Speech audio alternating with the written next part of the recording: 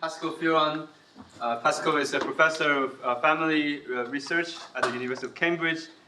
He has appointments in UCL as well. At Cambridge, he directs this Center for Family Research. And I met Pasco through our, through our college. So Pasco is a leading psychologist and has been involved in the analysis of design of several large longitudinal studies. And when Pasco told me that they recently won a bid to develop this new cohort study for the UK, I thought I must get Pasco to give a talk here, because as a statistician, I always thought we could have got into research at an earlier point where we're more involved in the design of the study instead of just analyzing the data that has already been collected. So this gives us an opportunity to look at how these studies, these cohorts are set up and how they're designed and the statistical challenges there. Pasco, it's my pleasure to have you. Thanks, Julian. Yeah, hello everybody. It's really nice to be here. This is a really interesting opportunity actually for me. We were just talking about this very issue that pretty much every time a cohort gets set up, it's the causal inference people or the really serious statisticians only come in afterwards once the data is collected, and I think this is definitely problematic. We have a sort of, I suppose, a relatively short window, as you'll see in a moment, for you to think about how you might be able to contribute to the design of the latest UK birth cohort generation U era, which I'll talk about sort of at the end of the talk actually, because this is a study in the process of being implemented right now, so it's not in the field, but it will be in the field in November of this year if everything goes according to plan. So right now at the moment we are absolutely racing to put together all of the complex logistics of what it takes to run a big national birth cohort study, which are extremely complex. So it will require people like you to come and grab us and pull us away from painful questions about the legalities and data access and contracts and logistics, and working with agencies and training interviewers and all of the kind of complex operational things that have to happen between now and November in order to step back and think about design. But I would love to do that. So that's really an open invitation to anybody here to come and talk to our whole team if you have ideas about the way in which studies like this, nationally representative birth cohort studies, can be designed, or in fact, or indeed, well, that's partly about the design, but it's also about the kinds of measurements that we take. If you think there are ways in which your work in causal inference can be leveraged more effectively by making choices early on about sampling, or about the structure of data collection, or about the measures themselves, then we would be absolutely delighted to hear from you. So I'm going to talk about, yes, the two, so my work actually is all about early child development in particular, so I'm very particularly focused on the early emergence of different developmental functions in children. So that's emotional skills, social abilities, cognition, language development, and so on, and trying to understand what the origins are of variability and those sorts of outcomes, and indeed to try to think about how data on those topics can inform public policy, but also can be rolled into direct intervention. So in our centre, we do quite a lot of applied research as well, evaluating and running, evaluating interventions and running clinical trials and so on. So we're trying, as best we can, to kind of link what we learn from longitudinal studies and studies of observational studies of development to taking that all the way through to potential interventions, work with clinicians, work with the health service, try to set up, or indeed the Department of Education, and try to set up interventions and clinical trials and evaluate those. And that's obviously a form of causal inference that has a real benefit to kids and to the community as well. So I'm going to talk you through our two new birth cohort studies. One of them, the Children of the 2020s, is a nationally representative study of births in England, and then the second one, which is the new one that hasn't happened yet, is its sort of much bigger sister, which we'll be launching this year, called Generation U Era, which is a nationally representative birth cohort study of the whole of the UK. Okay, so you probably remember, you're probably familiar that the UK has this incredible tradition, actually, of nationally representative birth cohorts.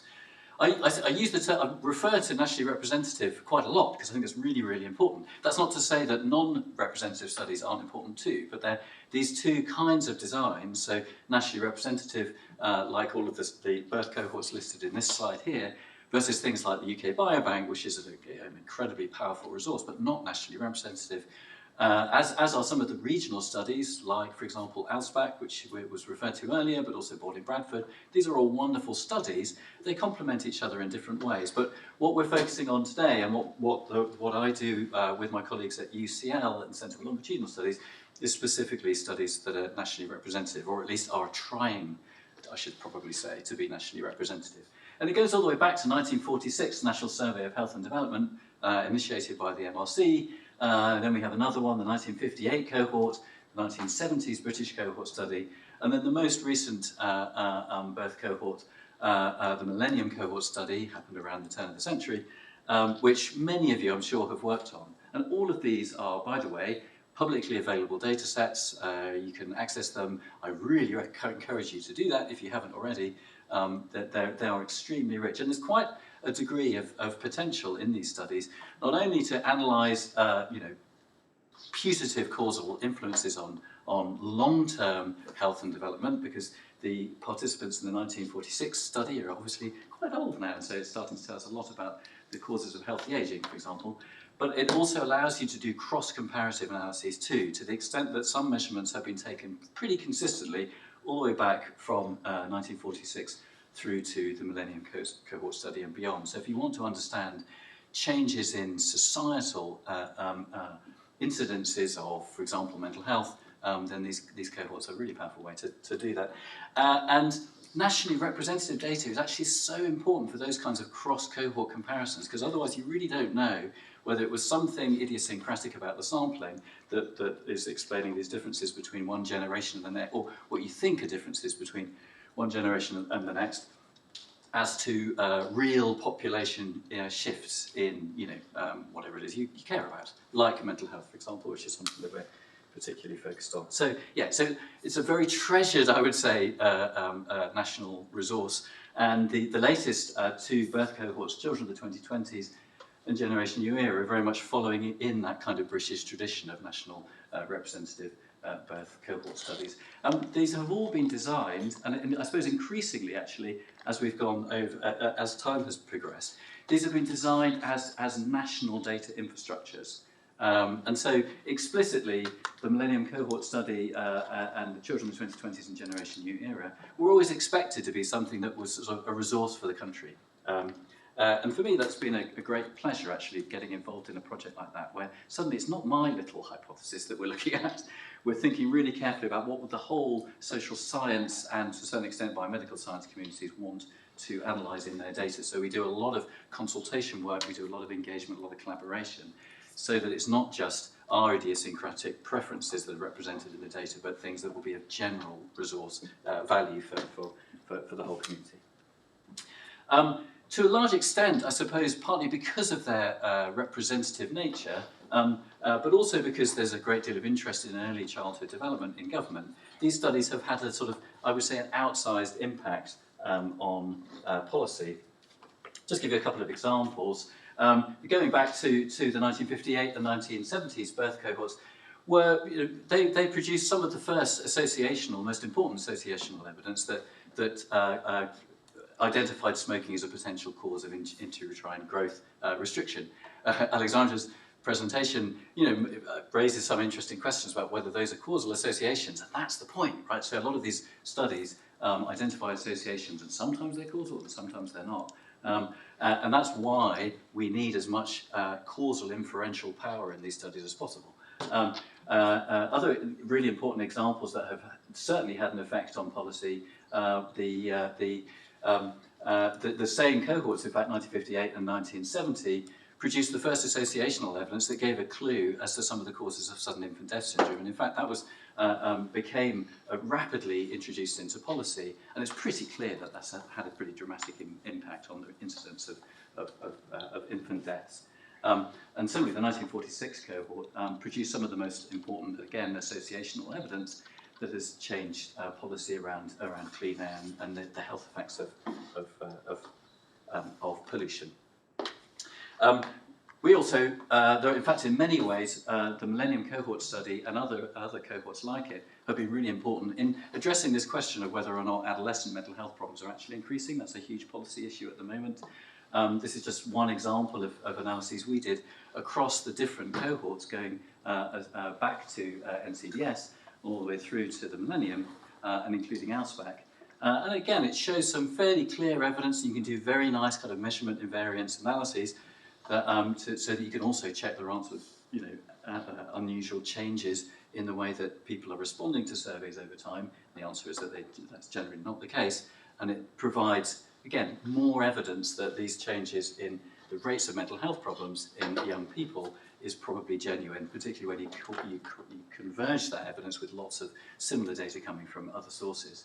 The interesting thing as well is actually that we've tended to focus on young women, and that's clear that they're at the highest rates of, they're experiencing the highest rates of mental health problems in the current generation. But the gender difference actually has been quite consistent over time. In fact, we've seen a shift upwards for both young boys and young girls. And interestingly, in this analysis, what we found was that the association, which you might think of as a kind of driving force between financial adversity and mental health, is stronger in the most recent cohorts as well. So again, it's slightly suggesting that some socioeconomic changes might be driving some of these cohort differences over time. Just an example of how these sorts of studies are driving policy development. Another example here is, this is actually, I don't know if people know this story, but it's an interesting one, slightly controversial. You statisticians out there will like this, because Leon Feinstein did a really nice analysis of the BCS70 data back in 2003, where what he found was that children from high SES backgrounds with low initial early cognitive scores at age 3 started to overtake their higher ability compadres, let's say, from low SES backgrounds, and the inference was that the schools were actually failing to capitalise on the innate cognitive abilities of young children from low socioeconomic backgrounds. The statisticians, and Anya Vignoles, who used to be here in Cambridge, pointed out this could be some sort of regression to the mean type phenomenon, but it's been replicated a number of times, and whatever you think about the causal mechanisms, or whether you believe it's a causal effect, it has definitely had an impact on people's thinking about social mobility in the UK. Speaking of which, here's another example of a really influential report, the Deaton Review. People might have seen this. It was a very kind of wide-ranging economic, political, social analysis of inequalities in the 21st century, and it drew very heavily from data across multiple cohorts, particularly for the Millennium Cohort Study. And it's probably been one of the most influential sources of data on the very early appearance of inequalities in children's life course trajectories. And this is just actually, this slide here is just a long list of differences. 0 here marks total sort of equality, i.e. no association between different social risk factors and children's cognitive abilities. And you can see multiple instances where even at age 3, there are large differences in children's cognitive abilities associated with things like ethnicity, with income, with parental education, and particularly with familial factors like parental mental health, family conflict, etc.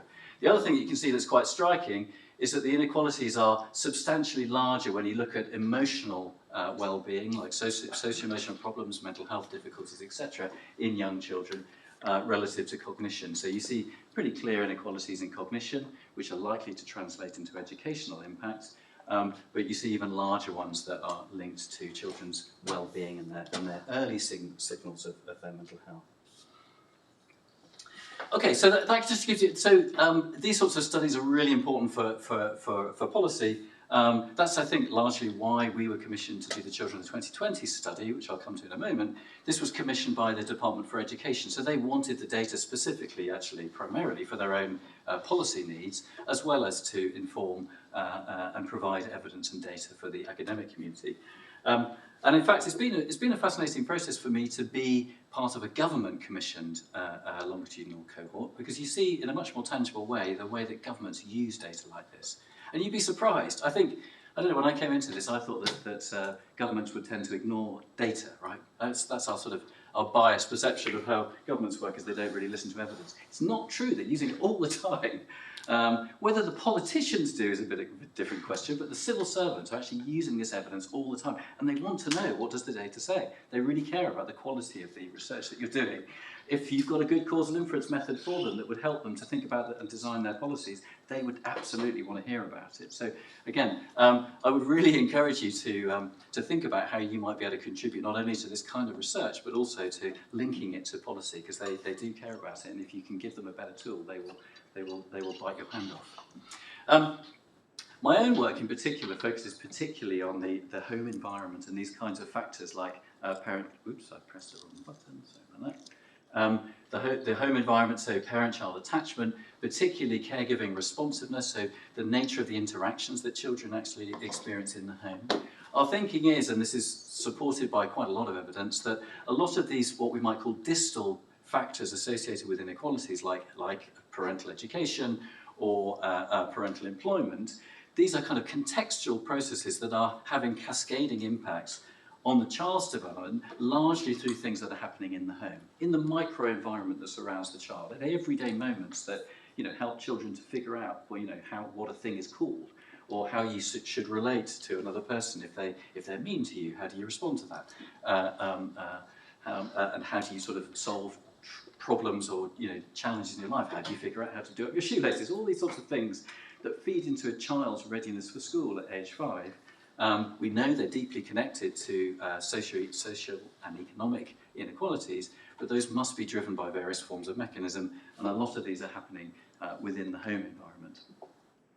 The reason I'm sort of emphasising this is that a lot of the evidence relating to these kinds of micro-environmental processes have not come from nationally representative studies, and that's a problem. If we want to actually understand mechanisms properly and use causal inference tools, then it's a bit of a problem that actually a lot of these studies are small scale, they're observational, they're very intensive, and often we don't know whether they play out as we would expect them to in much larger studies. Because it's like the end of the day, 4 o'clock, I'm going to try and show you a cute video because it might just wake you up, but I don't know if this is actually going to work. Actually, let me use the mouse here. So and this is also because none of you are developmental psychologists apart from Gordon at the back here, and so I think it would be nice for you to see if this, maybe it's not going to work. That doesn't look very promising. Okay, it's not going to work. Sorry. So you can go back to sleep now. The point that I slightly made it already, but I think you can even see it from this kind of clip of a video. So if you ask yourself, how would you, there is a huge amount going on in interaction like this, right? This is what I try and teach my kind of clinical students who are learning about how to support parents and children, how to promote early development. There's eye contact, there's shared reference to an object.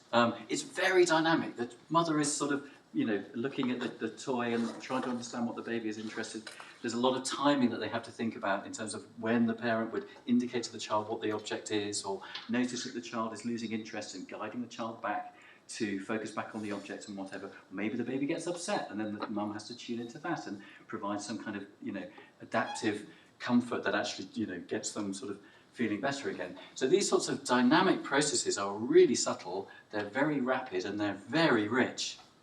And almost certainly, I'm just sort of, again, this may be going beyond what we know with absolute certainty, but I suspect that these really are the causal mechanisms that drive development. And an awful lot of global early child development policy is basically predicated on this idea that if you can improve the kind of the richness, the stimulation, the diversity, and the fit of the support that a parent is offering to a child's learning, to their child's language development, to the child's emotional well-being in everyday daily interactions, that's probably, if you can improve that, you're likely to be improving children's long-term developmental outcomes.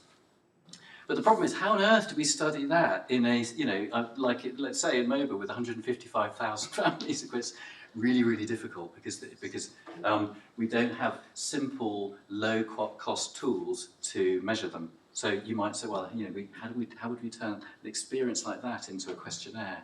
Not easy, right? So this is where I think machine learning techniques are starting to get kind of exciting, because it's just about possible. Because what we can do is record these things efficiently. What's really, and at relatively low cost, what's really, really difficult is the human coding that goes into measuring all these things. Are they smiling? Are they making eye contact? It takes hours. People look at these videos at 1 second intervals, or even sub 1 second intervals. It's very time consuming. But machine learning is actually opening up the possibility that you could capture this kind of data on a very large scale and then analyze it in rich ways through automated systems using AI. And the reason I'm talking about this is one of the things that we're trying to think about really carefully in these new cohorts is, can we use new forms of data that would allow us to capture the richness of development in ways that wouldn't have been possible in the previous cohorts. Should we do that? Well, there's pretty good, there we go. Should we do that? There's pretty good evidence in, as I said, mostly small-scale observational studies that these kinds of observations, if you do video record children and parents interacting, are quite robustly predicting cross-sectionally and longitudinally children's later developmental outcomes. And one of the interesting things about this is if you look at the sort of suite of different outcomes, so language development, emotional behavioural problems, or indeed school readiness, they all consistently are quite strongly associated with earlier measurements of parental responsiveness and caregiving in those kinds of interactions.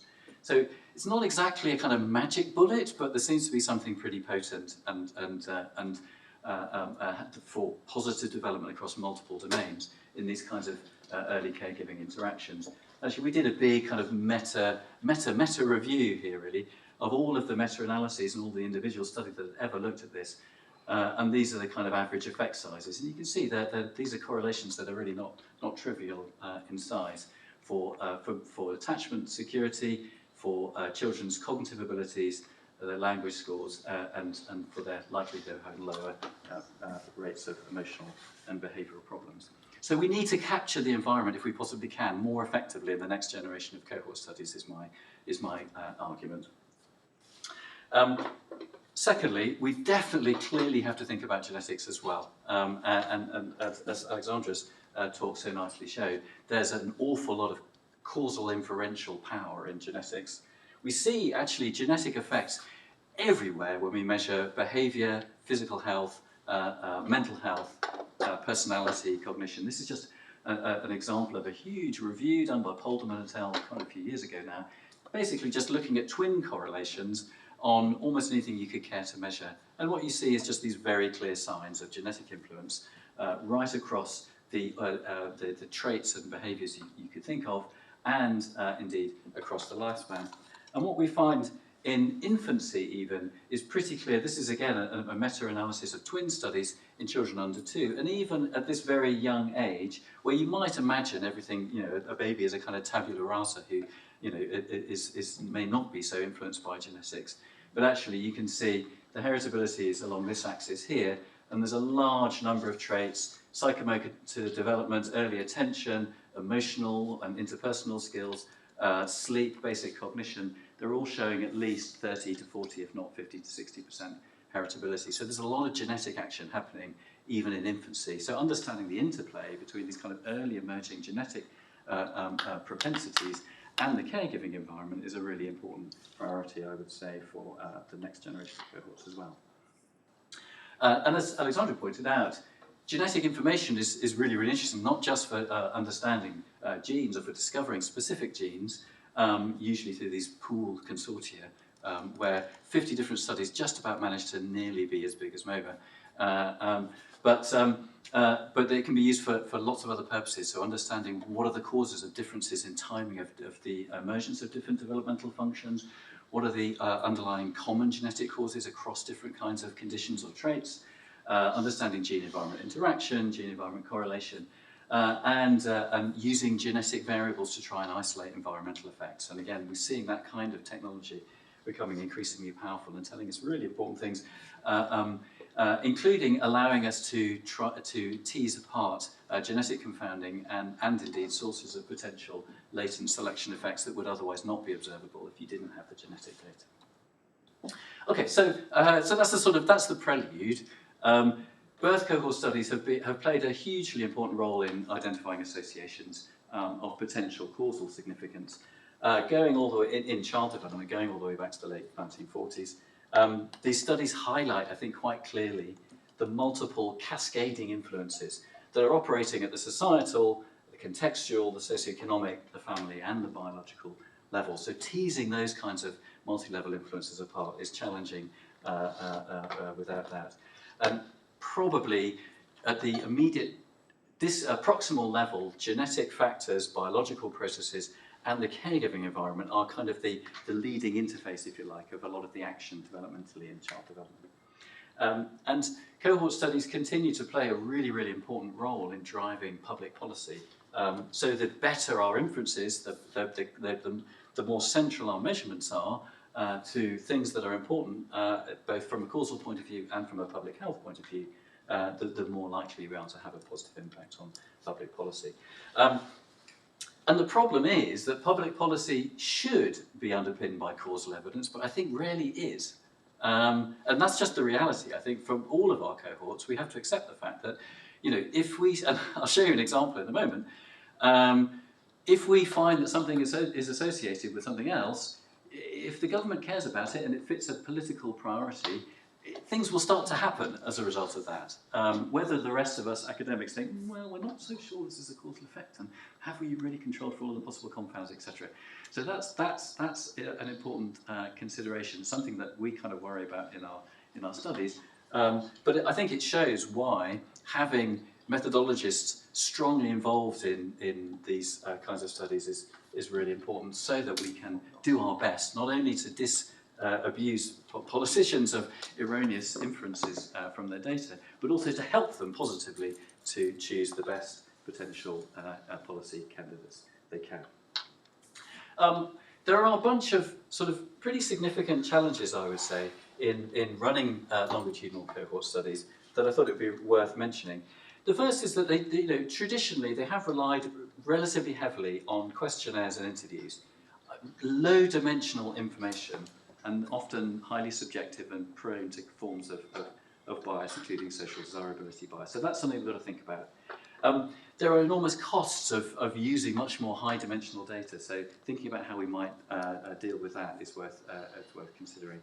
Genetic information has often been introduced into these cohort studies relatively late, and that's largely because the technology became available after they were initiated. So the new cohorts actually are in a unique position to build in genetic analysis from the very beginning and minimise the kinds of selection biases that will have operated at the point that genetic data became available. Another big challenge is that there are often really long gaps between the measurement waves. So as a developmental psychologist, it upsets me that we measure, and I'll show you in a second, this is what we're going to be doing, measuring babies' development at, say, 10 months, and then we measure them again when they're 3.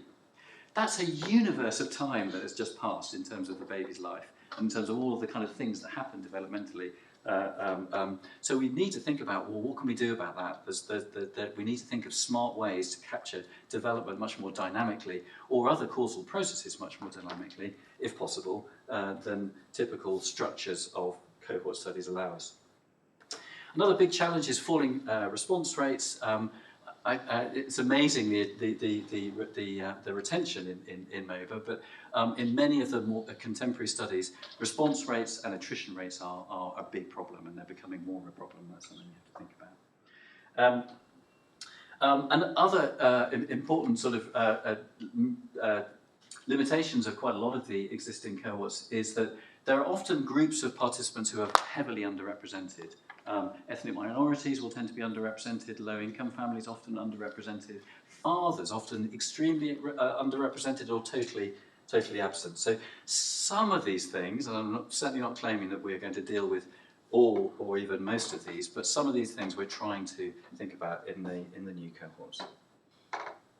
Okay, Now why have a new cohort? Well, partly it might be to try and deal with some of those methodological limitations and see if we can do it better in the future. But of course the biggest factor is that the whole world has changed, certainly since the Millennium Cohort Study. So the biggest driver really for why, or the biggest reason why we need a new set of cohort studies in the current generation is just that so much has changed since the year 2000. There are really big policy changes that have taken place. There are huge technological changes that are impinging on our children right now, and we don't have data that can address really any of the impacts of those, particularly the role of social media and digital technologies and AI, which will increasingly, in fact already are increasingly, a very significant aspect of family life and of children's early experiences, and will be a really important part of their early education.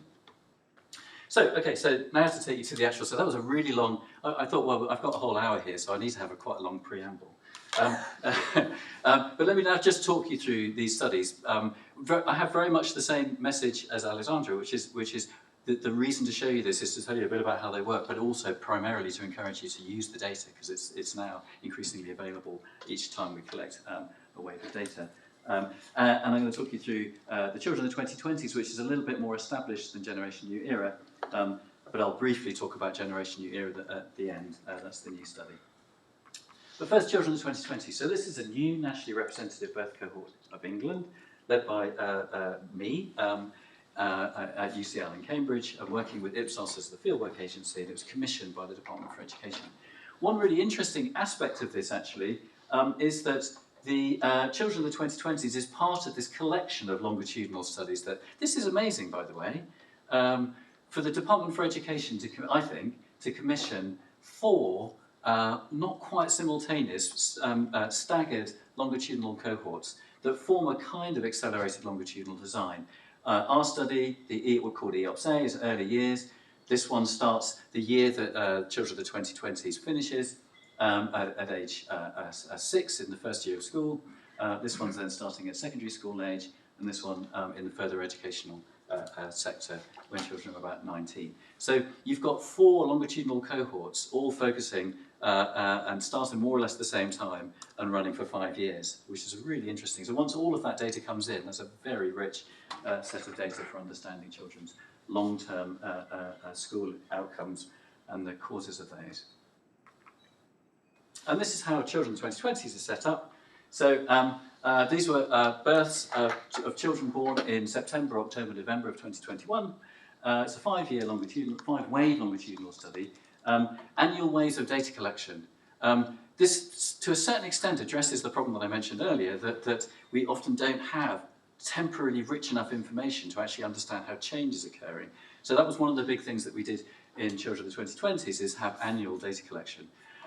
Just by the way, although it's a really good idea from a technical point of view, it's horrendous to manage, so I wouldn't necessarily encourage it. It's such hard work running a study where you're collecting new rounds of data every single year. By the time you've collected the first round, you're already halfway through preparing the next round, etc. It's brutal from an operations point of view, but we're achieving it. It's going well, and it does mean that we get a huge amount of data. The data, the participants were sampled from the child benefit register, so the data itself are basically representative of people on that register. That's an important caveat, because if you're in a high-income family, you can opt out of the child benefit register, so the representativity kind of will fall off a little bit at the top end of the income spectrum. The way that the sampling was done was a stratified sampling based on areas, so postcode sectors were created of a certain size and stratified into 6 bins based on population sized and cross classified by the income, the neighbourhood income, and then sampling units were taken from those 6 bins, so they were stratified by size of the cluster and also by poverty. And then selection weights could be computed so that we could then weight the sample back to the population, and that just gives you a geographical representation of the sampling. The reason that we do these kinds of area-based clustering is to make the data collection itself quite efficient. So we have to have field workers on pretty much the entirety of the country, And so you need to have some level of clustering just to make the research visits feasible. And then, of course, you have to take that clustering into account when you back weight to the population. And this is a sort of a rough representation of what we are collecting. So the 5 measurement points. Most of the data is coming from the primary caregiver interview. That's 92% of those are women, i.e. mothers, and about 8% of those are fathers. But we do include non-primary caregiver interviews where we can as well, mostly done through online survey methods. We also collect data from the childcare provider twice through a telephone interview, and then we use record linkage through health and education records as well throughout. And we also use a smartphone app, which is allowing us to collect data on a much more frequent basis.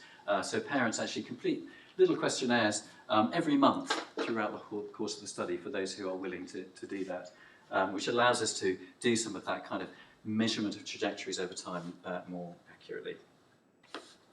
And broadly speaking, what we're trying to do is measure the context in which families are living as clearly as possible, look at the outcomes of the children in relation to cognition, language, executive function, socio-emotional development and early school achievement, and then try to tap into some of the mechanisms that might be driving some of those. So parent-child interactions, the home learning environment, the sort of proto-educational experiences that children have at home, their experience of early childhood education and care, and services available to them in the community. This is just to give you a sense of what the smartphone app looks like. It's quite fun, and we try to make it as engaging as possible. Parents are actually using it really, really well. We've managed to. We're up to age 4, and a good number of parents, about 30% or so of the cohort, are still regularly completing these little tasks where they can complete a questionnaire here, and it zooms straight up to the cloud, and then we have very regular data. So for some measurements, we have something like 5 or 6 data points on things like language and cognition between 9 months and age 3. So you can really start to trace trajectories in a way that wouldn't have been possible if we had to go out and do that kind of level of fieldwork in the other way. And just to give you an example of the sorts of things we're collecting at age 3. So age 3 for us is a really important point in the research design. Because it's our first opportunity to directly assess the child's abilities since birth. And so we really did as much as we possibly could in the limited time that we have with these parents and their families to collect very rich direct assessments of children. So we collected video recordings of interactions, far too much, so if people are interested in using machine learning to try and analyse that data, that'd be great. We've got about 3,000 video recordings of babies or 3-year-olds and children playing with with the parents, reading a book together and playing with toys, and we're wading our way through that data at the moment. But that's pretty unique to have that kind of rich video data in a large cohort like this. Oh yes, and there's nice toys. And then we did quite an extensive set of assessments of cognition and language, so the British Ability Scales for verbal skills, vocabulary. The British Ability Scales also gives us a measure of non-verbal reasoning, early cognition, and also receptive language skills. That's just an example of some of the materials. And then we used tablets to also kind of live assess children's cognitive executive functions, including working memory, response inhibition, and motor coordination on the tablets. These actually were really neat. Just to give you an example, this one, the child just has to trace on the screen how the little frog will find his way back home. This is traditionally done with a paper and pencil. So the human coder has to mark the number of times they go out of they cross the line and stray from the path, let's say. When you do it on a tablet, you get every single movement, acceleration, deceleration, error, correction. It's super rich information. So we have every single pixel and exactly when they happen recorded in real time. So when the data was being collected, I could actually see these really cute little, I wasn't there at home, but I could see a little, mouse mover go like that, and they go, oh no, and they come. It's very interesting and rich. Again, we've barely begun to analyse that data. You can see it's quite rich. So that's wave 3, and that's basically where we've got to. We've started wave 4, and wave 5 will be coming later that year. I just wanted to end the Children of the 2020 study by giving just a couple of examples of some of the things that have arisen already. We haven't published that much data from the study yet, but it hits the newspapers pretty quickly. This one is becoming, a huge issue right now. You're aware that the government has agreed to issue new guidelines, which will be coming out next month. Data from this study will be informing that guideline almost certainly directly. A lot of interest in the role of fathers in early child development. Key obvious examples where people want to go from cohort data to policy action pretty rapidly, and we have to think about how we handle that. Yes, here are some sort of things that I think are useful to think about. So policymakers are very interested in this kind of stuff. We have they're very interested in service evaluation. There are lots of public initiatives going on right now. So people might remember that the Sure Start was this beacon project in the turn of the century, was then dismantled, and there's something new coming in called Best Start for Life, or the Family Hubs programs. Governments want to understand the impacts of those. And the question is, can studies like these help us with that? It's very challenging, and that's where, again, people who are interested in causal inference could really help. There's a huge interest in screens and digital media use. It's risen very sharply, that's really clear from the data we have since COVID. Can we infer causal effects? What can we do to try and understand the impacts of that? As well as, of course, really important policy areas around mental health and around special educational needs. And as I said, the data is each time we complete a wave of data collection, it's available for you to use. So if you go to the UK Data Service, you can download the data from Children of the 20s whenever you like. Okay, finally, let's just tell you about Generation New Era. So this is, well, actually, before I get any further, this is the team running Generation New Era. Alyssa Goodman, Lisa Calderwood. We're the sort of central coordinating team here in Cambridge and at the Centre for Longitudinal Studies in London. And then we have country leads in Scotland, Northern Ireland and Wales, Lucy Griffiths, Orla McBride and Rebecca Reynolds. And this really is a sort of UK-wide, UK representative study and trying to deliver data that's relevant not to the whole country but also to each country separately. Before we embarked on Generation New Era, we were lucky enough to have support from the Economic and Social Research Council to do a very large feasibility study to check that this could actually be done. These kinds of projects are high risk, they're very expensive, there are a lot of things that can go wrong. One of the most important ones, one of the most important objectives we set ourselves, or the ESRC really set us, was whether we could obtain access to birth records that could form the basis of the sampling process for Generation New Era. Partly in recognition of the limitations of the child benefit record as a sampling frame, but also because birth records have much more rich information that you can use for more precise sampling than the child benefit record does. So, for example, of particular interest to us and to the ESRC was that the birth records have ethnicity recorded in them very well. So you can actually do individual level sample boosts on ethnicity so that it actually represents ethnic minorities in this country much better. That's never been done before in the birth cohort study. So Millennium cohort study did boost on ethnicity, but it was by area rather than by individual record, which is a much weaker form of boosting. And we tested out all kinds of, we did a lot of scientific consultation, we did a lot of work with the public, developing engaging and inclusive materials.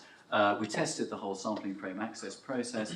We tested response rates. We were concerned, as everybody has been for some years, about whether response rates would hold up so that we could be reasonably confident of a representative sample. And then testing biosampling processes, looking at the data quality, and also testing various kinds of innovative measurement like wearables, eye tracking, and EEG as well, to see whether we could also push the boat out in terms of measurement, quality and innovation. And we were really lucky that all of that went very well, I would say, on the whole, and most of the problems that we hit, we were able to eventually solve. And so just last year we were commissioned to deliver the full-scale Generation U era study. So what's that going to look like? Well, in a nutshell, this will be a nationally representative sample of 30,000 births of children, of babies born in 2026 across all 4 nations of the UK. The structure and the scientific content will mirror to a certain extent what we have done in children of the 2020s, but on a much larger scale, and of course across the whole of the UK. There'll be individual ethnicity boosts so that we get a kind of a better representation of ethnic minorities in the UK. There'll be low-income boosts, like in both cases, strong overrepresentation of low-income families, or low-income neighbourhoods, I should say, and minority ethnic groups, and very strong boosts on country as well. So just to give you a flavour of that, in Northern Ireland, which is the smallest of the 4 nations, we will be issuing invitations to the study for 1 in every 2 babies born in 2026. So in Northern Ireland, it's a really big deal. What we want is for each country to have its own sort of small nationally representative cohort that they can use for their own local purposes and understand the particular challenges and conditions in their host nations, as well as being able to do pooled data for the whole country. And data collection will begin at 9 to 10 months of age. There'll be a follow-up at 3 years, and the plan is that we will use baby steps as best we can to then knit together the developmental trajectories linking those 2 time points. And of course we hope and expect that we will be commissioned to continue to collect data until at least adolescence, age 17. That's the key target, and how the 30,000 original sample was chosen was to give us good statistical power even by the time we get to age 17. Oops. And this is just a summary of the sorts of the basic measurement strategy, and then I'll wrap up. So, of course, at the core of it is sort of standard surveys using all the methodologies that you're very familiar with. There'll be a big focus on direct assessments of the child's development and functioning once they are old enough to do that at age 3, using baby steps, a smartphone, rapid sort of micro surveys to measure things changing in between the 2 major sweeps of data collection. Record linkage, which will actually be more extensive than in children in the 2020s, so we'll likely be including DWP, HMRC, record linkages, and also to children's social care. And then also using geocoding to bring in as much information as we can about the neighbourhood that families are living in, and then biosampling. And that just gives you a sort of a broad overview of the scientific themes that will organise the thinking around the measurement that we'll be taking in the study. So that is it. That's a summary of where we are at and where we're going to be going in Generation U era. I would again want to very much emphasise that we've done quite an extensive consultation. So everybody, if you got the memo, you could come and join a series of events across the whole of the UK in the autumn of this year. There was also a national survey so that academics and policymakers and charities could tell us what they would want to measure, and we'll continue to do that throughout the life of the study. So we've essentially closed that for wave 1, but wave 2 will start to happen. We'll start to plan wave 2 quite soon, and again there's a lot of opportunities to get involved and tell us what you would like to see in a big, fairly historic study like Generation is expected to be. So thank you very much for your attention.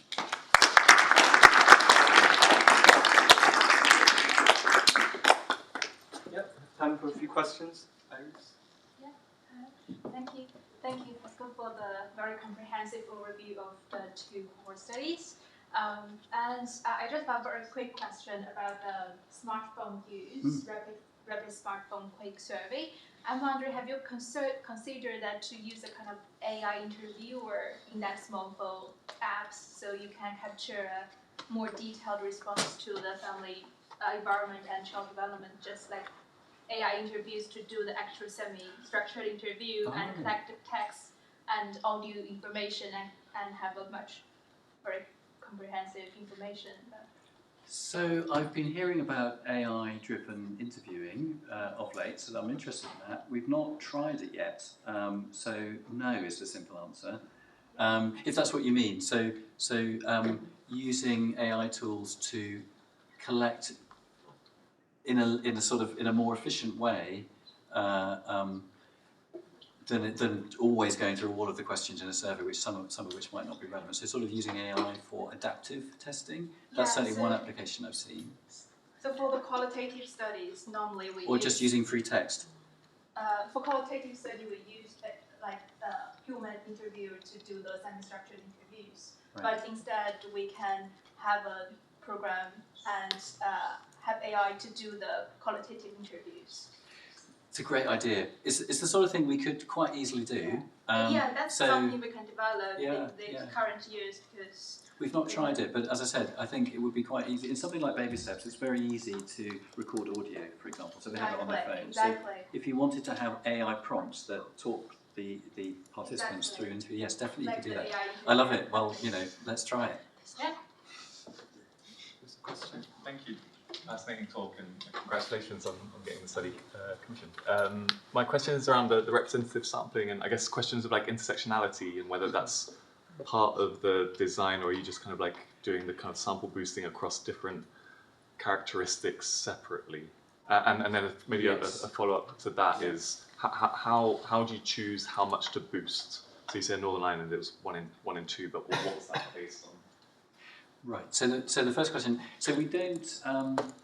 It gets increasingly difficult to apply lots of complex boosts. So you have to, and it adds various sort of design factor, creates sort of impacts on the efficiency and power of the study if you have too many complex large boosts. So you have to be a bit measured in how you do that. So we don't have sort of intersectional boosts. It has to be said, depending on what your interests are. So, just to give you a concrete example, we were thinking about boosting young parents. There's very interesting specific issues amongst young parents. So we considered that as a potential boost. And then when we looked at the survey data from Children 2020s and also from the feasibility study, actually when you look at the overlap between low income and young parents, it's sufficiently strong that you are naturally boosting them anyway. So we elected not to do that in the end, as it wouldn't add that much.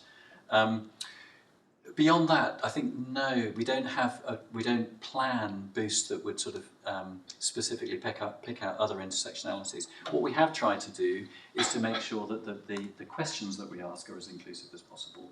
So, for example, we put a lot of time and care into making sure that the questions around family life and parenting are inclusive to same-sex couples and are also, inclusive with respect to culture. So there's a lot of we think we've done a lot of hard work trying to make sure that it's inclusive in that sense, and is addressing intersectional issues through the survey as opposed to directly through the sampling. Your other question was about how do we choose? Yes, that's a good question. So effectively, we chose the level of boosting. Well, primarily it's on the basis of statistical power and coverage, which you probably, so the statisticians here or the epidemiologists will know the subtle differences between those two things. But we wanted to have large enough samples that small groups would be well represented, and that we would have sufficient statistical power within each of the countries for a range of effect sizes of interest relevant to sort of core questions. That's always really difficult because a study like this doesn't have a single hypothesis. So how you decide what your power should be is tricky, but we tried to gather as many representative examples of of topics of common interest across the social sciences, estimate their effect sizes, and then try to generate power that would cover a good range of those, both as a whole country and then individually in terms of each country. And so the level of boosting was designed to allow that. Sorry, next. Thomas. So just a quick question. So children that are born outside the UK and then move here. They're in. Oh no, sorry. If they're not, no. If they have to be born here. Yeah.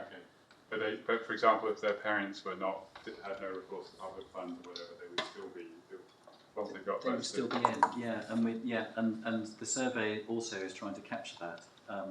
So there's quite a lot of questions around immigration. Yes. But just, I don't know, I know there have been issues with the UK Office of National Statistics, basically, but I don't know, hopefully the birth certificates are still accurate. Do you mean that they might not have been recorded? No, I mean, it's just, I know that with migration, people have been very critical of that not all the numbers have been, there have been inaccuracies and low response rates. Right. Yeah, I mean, we wouldn't be relying on information from the ONS for that. So, you know, we'd be relying on the survey for us to know where they were born or where the parents had come from. So there are questions about where the parents were born and so on. So that's how we would capture that, as well as their legal status. I think it's tricky because they're sensitive questions to ask, so we can't be totally sure that people will feel comfortable to answer those honestly. So that's obviously something you just have to go with your eyes open to. Take one question back. Hi, thanks. I think this is more of a response to the question that you asked earlier about what do people in causal inference want, or what would be Great. helpful. Yeah. And I'm just going to draw a little bit quickly on a couple observations. One from the Millennium Cohort study. So I have a PhD student who's done several double machine learning models, and in the end we had to go with cross-sectional data because the 3-year time gap is too big. There's too much unmeasured confounding to accrue to actually estimate the average treatment effects or conditional eights in this model. So we tested it, we tried, and it was unacceptable Right. model. Yeah. So I'm super pleased that you're doing things every year, assessments every year. Well, For that reason. just so for Generation U era, we won't be. It's just too expensive to do that. Yeah. Yeah. So that's what we were able to do with Children 2020s because it's on a smaller scale. So our only option at the moment is to use the Baby Steps app, which will be on a subsample. It'll have more selection biases kind of built into it. We can accommodate those, or we can model them as much as possible. Yeah, So exactly. it will give us some ability to get more kind of temporally rich. It's better to have Yeah. something rather than nothing. Yes. It's possible that some of the linked administrative data would help as well. Yes. Fill that gap.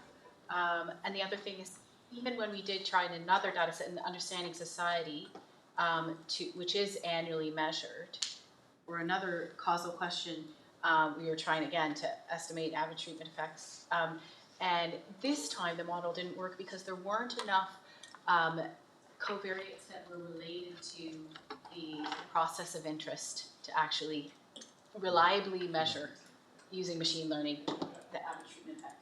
So what I guess my comment from this is that think about, for policymakers and science, what are the key causal questions that you want to be sure that you're able to ask, and make sure that you're measuring all the covariates relevant to those questions. So Absolutely, just focus on those and yeah. make sure you So, get well, I mean, we were talking about that over tea a minute ago, weren't we? Yeah. So I do worry that in the process of choosing measurements, this is just, I know you know this because we were talking about it, but just for other people's benefit, one of the ways that these cohort studies tend to work is there are big committees and public consultations that all feed into what gets measured.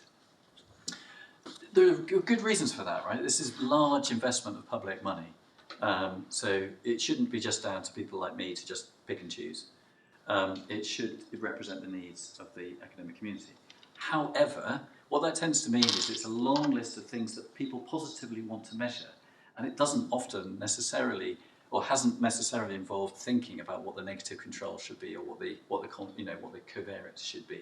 And I worry about that. We had a meeting about it relatively recently, saying, look, can we just, before we sign off the first wave instrument, are we sure we have all the boring covariates that are really important from a causal inference point of view?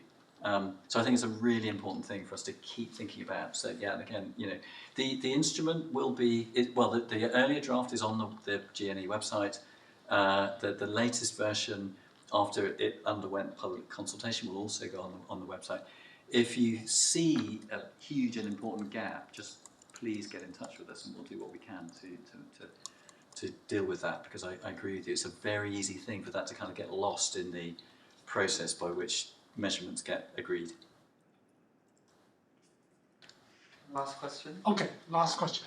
I'm really curious about your video data, and video presumably contains audio information as well. Yes. And those are necessarily confidential because individuals identify by video and audio.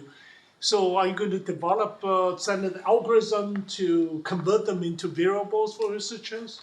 Yeah, thank you. That's a really, so at the moment those videos would be stored in a highly secure environment and they wouldn't be accessible to the UK Data Service. So the interesting question is how to make analytically useful information available to researchers. There are three options really. The first is, human coding of these videos is done quite commonly, and so we can make that available. That becomes just part of your standard. They're variables in your data set, that's fine, but it's very expensive. There is, you're probably familiar with some of these machine learning tools that code video, and they code human movements.